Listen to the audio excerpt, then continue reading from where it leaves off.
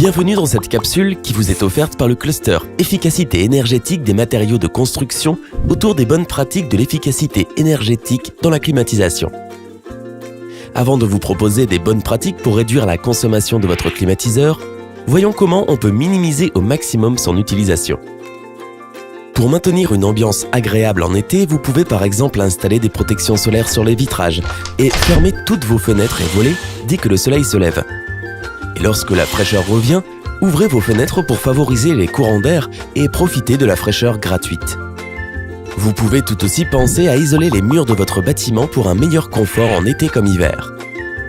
Si vous utilisez quand même un climatiseur, choisissez celui ayant un coefficient de performance élevé. C'est un indicateur que l'appareil est performant. En comparaison avec un autre climatiseur de coefficient de performance inférieur et pour le même degré de fraîcheur de la pièce, votre climatiseur consommera moins d'énergie. Durant le fonctionnement du climatiseur, veillez à la fermeture des portes et des fenêtres afin de réduire les apports de chaleur et par conséquent réduire la consommation du climatiseur.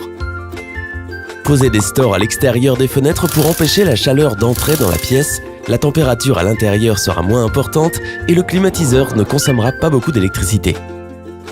Veillez à l'entretien régulier de votre climatiseur et pensez à nettoyer régulièrement les filtres. L'entretien permet de maintenir votre système performant. Maintenez une température stable tout au long de la journée et veillez à ne pas dépasser un écart de plus de 5 degrés Celsius entre l'extérieur et la pièce climatisée. En général, cet écart permet d'allier fraîcheur et économie d'énergie. Pendant la nuit, la température du corps chute. Pensez donc à augmenter la température de consigne de votre climatiseur.